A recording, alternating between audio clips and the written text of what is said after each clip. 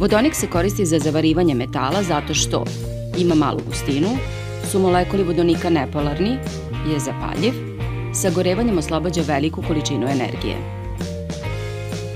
Tačan odgovor, vodonik je zapaljiv. Da se podsjetimo iz 7. razreda svojstava vodonika. Vodonik je nepolaran molekul, to je dvoatomni zapravo gas i on je najlakši gas. Njegova gustina je 14 puta manja od gustine vode. Zbog toga se javlja u gornjim slojevima atmosfere i koristi se za punjenje meteoroloških balona koji dostižu velike visine.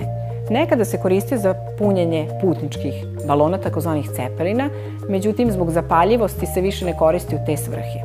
Vodonik je lako zapaljiv. Da bi se dokazalo prisustvo vodonika u epruveti, unese se užarena šibica. Ako se čuje prasak, znači da je vodonik prisutan u epruveti.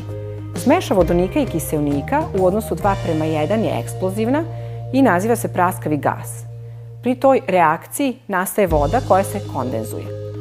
Sagorevanjem vodonika oslobađa se velika količina energije i zato se vodonik koristi za sečenje i zavarivanje metala. Vodonik se koristi kao raketno i automobilsko gorivo jer ne zagađuje životnu okolinu. Tačan odgovor je pod G, da vodonik sagorevanjem oslobađa veliku količinu energije.